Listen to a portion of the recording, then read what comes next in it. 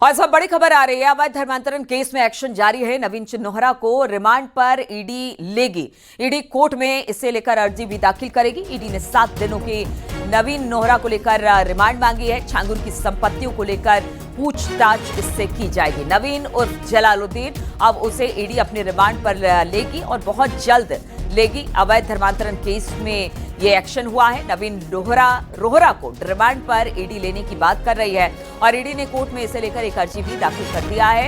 ED ने 7 दिनों की रिमांड मांगी है। छांगुर की संपत्तियों को लेकर नवीन उर्फ जलालुद्दीन से अब ईडी पूछताछ करेगी। इसी पर बातचीत करने के लिए ऋषभ मणि इस वक्त हमारे साथ जुड़ गए हैं।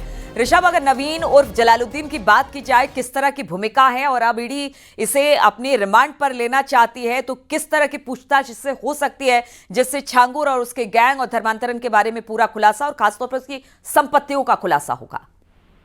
देखिए, ज्यादातर जो संपत्तियां हैं वो नवीन रोहरा और नीतू रोहरा के नाम पर ही हैं। जो बैंक अकाउंट भी हैं ज्यादातर वो नवीन नीतू के नाम पर हैं। ट्रांजैक्शन चाहे विदेश से हुए हों या देश के अंदर के हों, वो भी ज्यादातर नीतू और नवीन के नाम पर हैं।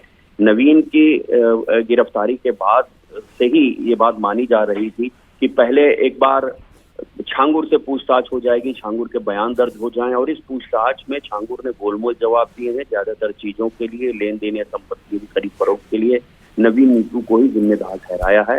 लिहाजा छांगुर के जो बयान दर्ज हुए हैं उसको वेरीफाई करने के लिए, क्रॉस चेक करने के लिए नवीन को भी अब कस्टडी रिमांड में लेगी। ईडी 7 दिन के लिए उसकी कस्टडी रिमांड मांगी है। नवीन जैसे ही रिमांड में आ जाता है तब शायद जो जवाब अभी तक छांगुर ने दिए हैं वो दुरुस्त जवाब हैं या वो आधे अधूरे जवाब हैं या वो झूठ जानकारी है, ऐसी तमाम चीजों को वेरीफाई किया जाएगा, क्रॉस चेक किया जाएगा। क्योंकि कुछ संपत्तियों के कागजात ऐसे भी मिले हैं जो कि नाम नीतू और नवीन के हैं, लेकिन उनकी पावर ऑफ अटॉर्नी छांगुर के पास है।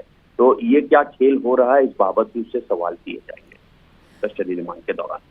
ठीक है ऋषभ, बहुत बहुत शुक्रिया आपका जानकारी देने के लिए। तो ज्यादातर संपत्तियां जो हैं वो छांगुर की नवीन के नाम पर ही हैं और अब इसीलिए ईडी पूछताछ करे कि कहां से आखिर और किस तरह से इन संपत्तियों को अर्जा गया और क्या है इसके कागजात।